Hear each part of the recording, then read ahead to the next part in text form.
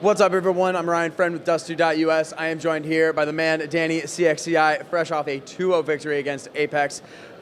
We're kind of at a loss for words here inside of the stadium. I mean, we all heard the chanting at the end, the USA, the USA. What was going on in that last round? After, we were up, I think it was a 5v3. I mean, we all were David was freaking out. We were all kind of freaking out. And as soon as it went to 5v1, we couldn't hear a single thing. And everyone's yelling, okay, everybody call what you're holding right now. And then that's what happened. Well, it looked like a great match. I mean, you guys were down early a little bit on Mirage, even though that was your map pick. And you guys came back, you almost had it getting sent in overtime, and then kind of towards the end here. So what was the mentality, I guess, kind of reaching that point? Was there really points close to the end of regulation where we're like, oh my God, we're actually doing this? I think going into the halftime, we knew we were screwing up some small things with flashes or whatever. And after we went to CT after the pistol, we were like, okay, we can do this, guys, whatever. And as soon as it hit 14, 12, I was like, we're actually gonna do this. And then when it hit 15, I'm like, oh, we got this. You have obviously had a very interesting journey in this last year. You were on Strife earlier, and you won Fragadelphia with them. Many consider that the height. We all saw that Strife was probably one of the more up-and-coming amateur teams that we had in NA.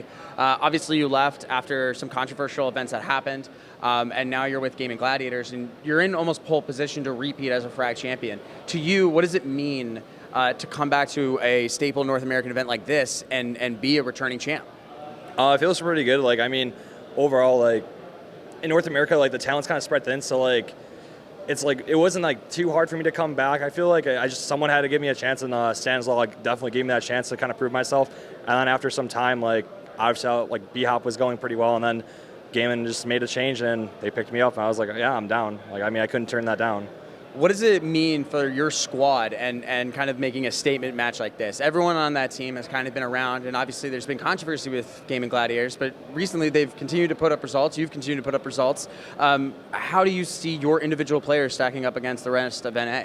I think a lot of people from scrims to the teams we've scrimmed in NA, yeah, they don't go that well. I don't want to say we don't try in scrims, but everybody else plays very aggressive, and it's just not you can't imitate that always. And so when we got to LAN, I knew we'd have a chance. Cynic is very smart, and in game he knows what he's talking about. He knows how to read the game really well. So when we're playing against a team like that, or a team where there's something on the line, it's a lot easier. That's the main thing. Well, you guys are headed to the RMR. You were one of the more favored teams to go in there. I mean, now you're definitely going to be one of the top contenders after this kind of statement win. Are you looking to ride the confidence from this and going forward through? Do you legitimately think you have a shot at making it to this major? That's what we've been prepping for. A lot of the things we've been doing are for the RMR. So we're trying to avoid some things here. But I mean, when we go to the boot camp and everything like that, that's when we'll kind of tweak everything, see what we want to change or see what we want to use actually, and go from there. We are very confident going. We have a very solid chance going to the major, and that's what we all want to do.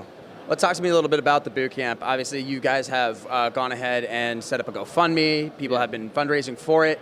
Just talk to me a little bit about that. So, Cynic did not want to be involved in that because of the whole Party Astronauts fiesta, which is fair, and he didn't want that statement. Obviously, it did pretty good because people actually respected him for that, and I saw people after we got rid of Carson, people were oh, they're not actually everybody started liking us a little bit more. But overall, I think the goals basically met. It was really high. It was set really high. I don't know why. I think it was just messed up, but I think we're pretty solid now. We have a really good shot of going now, for sure. That's perfect. Do you have set dates yet for the boot camp? We're waiting on flights still, but we have we'll probably be there for a week before the event. And so you're going to be able to use that time to do what exactly? Definitely get EU scrims.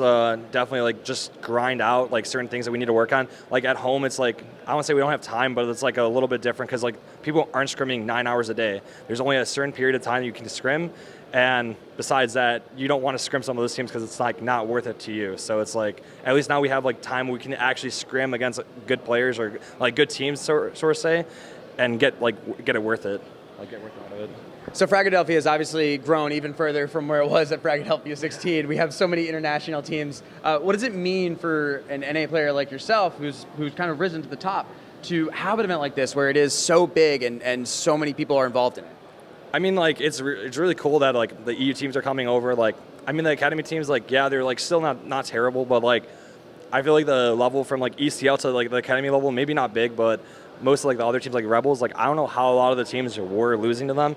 It was more, like, people play different, like, when there's something on the line, and they were used to playing the same style, because, I mean, the practice just there in Europe is just better. That's, like, if people always played how they would, you wouldn't have these issues.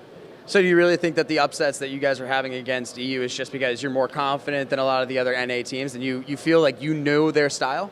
I mean, like, from when I know Cynic is very, like, confident, like, how he wants to play against them and, like, how he, like, reads the game. And me, like, with Strife, like, Crisby showed me a lot, and there's a lot of patience. And, like, it's not really about, like, individual skill or, like, having insane strats. As long as, like, you're just making the correct play or, like, just putting yourself in good positions, you'll win the round most of the time. Well, perfect. Well, Danny, I think I kind of owe you a 24-pack of Bud Light, so we might be heading down over to the corner store to go get them. So I'm Brian Friend with Dust2 here with Danny and cxzi. Make sure to check out the Dust2 YouTube, our Dust2.us channel for all the interviews, for podcasts, for all of your Fragadelphia content that we'll have this week. See ya.